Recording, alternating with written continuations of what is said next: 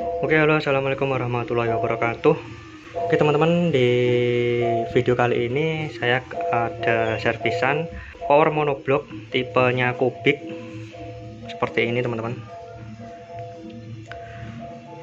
Kubik profile series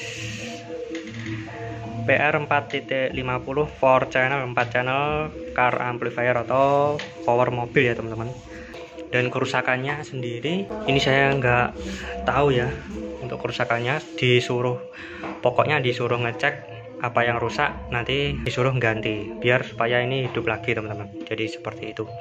Oke, seperti biasa teman-teman, untuk menyalakan power monoblock ini adaptor 12 volt seperti biasa. Seperti ini cara penyambungannya. Ground, ada remote, ada B+. Remote sama B+ ini jadi satu ya, atau di jumper seperti ini. Oke, coba di sini kita kasih tegangan teman-teman. Di sini tegangannya harus kurang lebih di 12 volt ya. Oke, di sini untuk AVO analog saya gunakan untuk mengukur adaptor. Itu. Di sini selektor kali 50 VDC tertera di 12 volt ya, kurang lebih di 12 volt. Saya tancapin di sini teman-teman. Dan ternyata di situ drop tegangan 12 voltnya. Oke, coba kita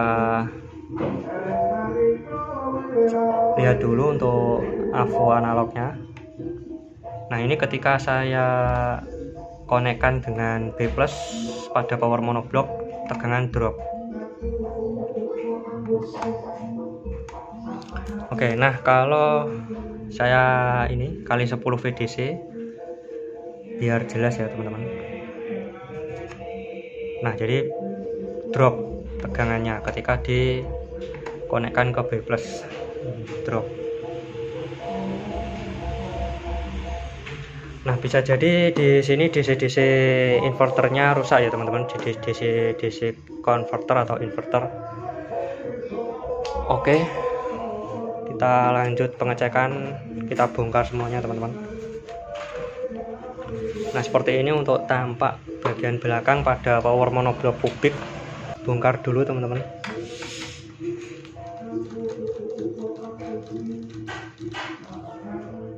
Oke, nah jadi seperti ini teman-teman untuk kit dari power monoblock kubik. Sangat elegan ya teman-teman, sangat bagus sekali. Untuk PCB-nya, di sini ada PCB yang berdiri, digunakan untuk jalur ya teman-teman. Oh ya, ini PCB yang berdiri ini digunakan untuk jalur. Maksudnya jalur itu untuk jalur di PCB ya teman-teman. Nah, ini kemungkinan di PCB-nya yang bawah ini enggak cukup jalurnya, jadi dikasih seperti ini. Ini juga untuk memperkuat si jalur tersebut teman-teman. Jalurnya biar tebel. Ini biasanya digunakan untuk itu ya. Oh, ini jalur teman-teman. Ini jalur ke speaker. Ini untuk jalur ke speaker yang ini. Oke, baik, kita fokus dulu di DC-DC inverternya teman-teman. Di sini DC-DC inverter biasanya atau pada umumnya itu sering terjadi short pada FET ini teman-teman. Kita coba cek dulu. Ini FET-nya menggunakan 60NF60 teman-teman, P60NF60. Ini ada tipenya. Oke, untuk secara fisik komponen bagus teman-teman. Oke, coba saya akan bongkar semuanya, kita cek di balik PCB-nya ini teman-teman.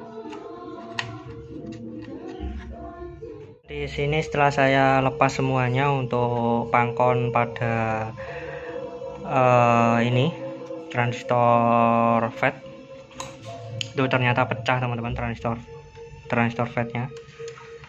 Bisa teman-teman perhatikan dan terlihat seperti kebakar ya. Nah, ini kemungkinan penyebab tegangan 12 volt yang drop disebabkan karena FET P60N06 ini terbakar ya teman-teman. Oke, jadi seperti itu teman-teman. ini ganti ini, tentunya ganti ini. Bisa dipasang P60N06, bisa juga dipasang IRFZ44N teman-teman pada umumnya.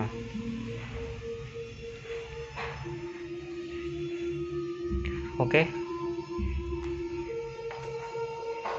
Oke, baik teman-teman, di sini untuk tampak jalur di bagian belakang di kit PCB power monoblock kubik. Nah, jadi seperti ini teman-teman. Ini yang kebakar FET P60N06. Dan ini untuk IRFZ44N teman-teman. Ini mungkin pernah diganti juga, pernah diperbaiki. Ini seperti ini teman-teman untuk jalur di kit power monoblock pada kubik.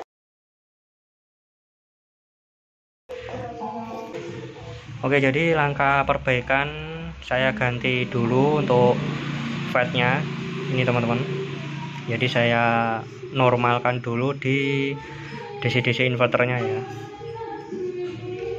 Nanti kalau sudah DC-DC inverter ini baru kita cek di drivernya, apakah drivernya ini bermasalah atau masih normal ya teman-teman. Ini ada 4 channel power. Oke. Nah, baik teman-teman, di sini sudah saya lepas untuk komponen-komponen yang short ya di sini. Kemungkinan hanya ini saja teman-teman yang komponen yang short. Jadi ini ada FET. Di sini ada FET P60N06. Di sini juga ada transistor. Ini tipenya C, tipenya C546 teman-teman. C546. Dan ini letaknya di sini untuk transistornya.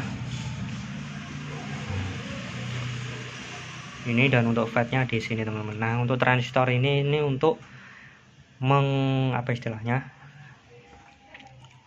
menyuplai di FET bagian kaki gate ya teman-teman. Jadi di transistor FET di gate-nya itu di handle sama transistor ini teman-teman, dan dikeluarkan tegangan kurang lebih di 4 volt ya di IC TL494. Nah, jadi kalau transistornya ini bermasalah atau short atau bocor transistornya, nah ini bisa menyebabkan transistor FET ini juga ikut short teman-teman ya. Jadi seperti itu. Nah, kebalikannya juga bisa, jadi transistor FET-nya ini yang bermasalah duluan, lalu menyebabkan transistor yang di sini ikut short, dan untungnya si IC 494-nya ini cukup kuat ya teman-teman. Jadi kalau nggak kuat atau istilahnya mutunya kurang baik, ini juga ikut short untuk IC TL494 teman-teman. Nah, jadi kerusakannya saya ganti dulu untuk transistor C546 sama FET-nya. Ini bisa diganti dengan C945 ya. Pokoknya yang tipe C teman-teman. Oke, jadi seperti itu dulu teman-teman. Saya coba cari gantinya dulu. Oke, baik teman-teman, di sini sudah saya ganti untuk part atau komponen yang short, dan di sini kurang satu ya teman-teman, karena stok untuk FET IRFZ44N saya punya satu, jadi saya ganti satu aja teman-teman. Oke, di sini untuk penggantian part komponen yang rusak yaitu di sini. Untuk transistor yang saya ganti yaitu tipe D545 di sini teman-teman. Dan di sini untuk FET yang short ada 2, namun punya saya hanya satu. Nanti satunya lagi coba saya carikan di toko elektronik terdekat teman-teman. Dan ternyata setelah saya lakukan penggantian seperti ini teman-teman, itu alhamdulillah sudah bisa normal ya. Untuk normalnya yaitu lampu indikator sudah nyala hijau, nggak protek. Dan untuk output dari masing-masing power itu nggak mengeluarkan tegangan DC. Jadi tegangannya itu 0 volt ya teman-teman. Untuk output dari masing-masing driver. Output dari driver itu mengarah ke speaker teman-teman. Jadi kalau speakernya ini mengeluarkan tegangan DC atau tegangan AC yang berlebihan, itu bisa dibilang drivernya ini bermasalah ya teman-teman. Jadi seperti itu. Oke, di sini coba saya akan langsung saya masukin tegangan 12 volt ya teman-teman. Oke, di sini adaptor sudah nyala.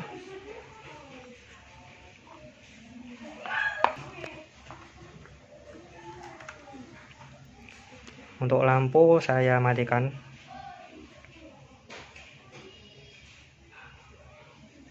Nah, teman-teman bisa perhatikan di sini untuk lampu indikator sudah nyala hijau, berarti tandanya normal teman-teman.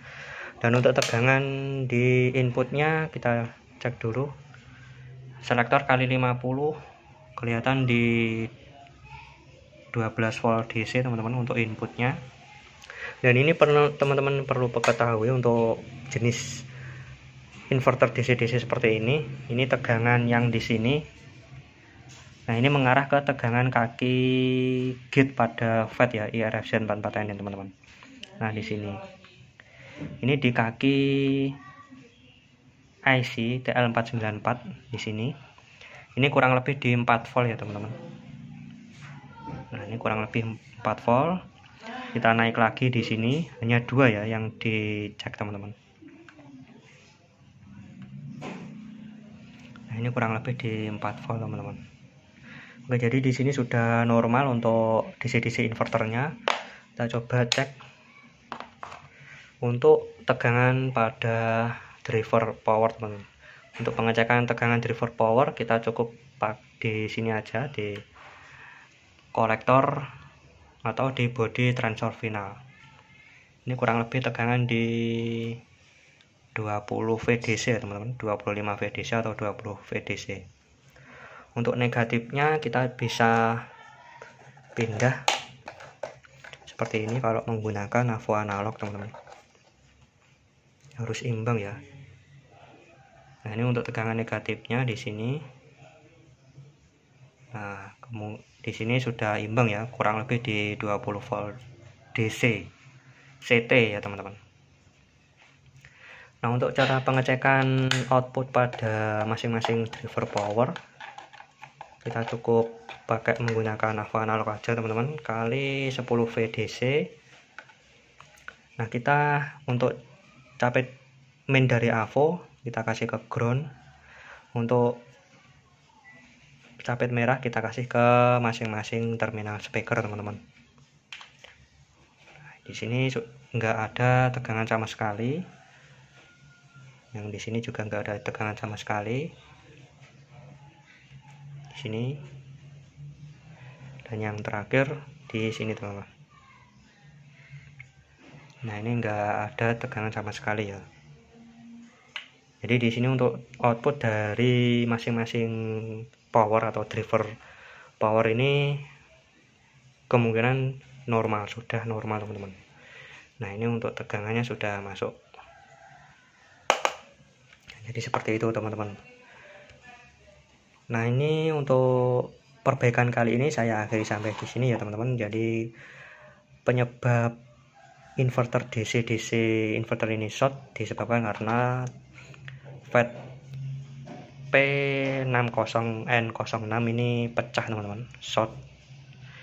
Nah, setelah dilakukan penggantian IRFZ 44N dan juga transistor kecil yang letaknya di sini dengan D545, alhamdulillah sudah bisa nyala untuk lampu indikatornya hijau, teman-teman. Oke, dan di sini nanti coba saya akan pasang lagi ya. Jadi dinormalkan seperti semula. Jadi seperti ini. Harus imbang. Kalau di kiri 3, di kanan juga harus 3, teman-teman.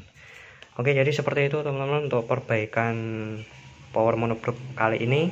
Semoga bermanfaat dan terima kasih.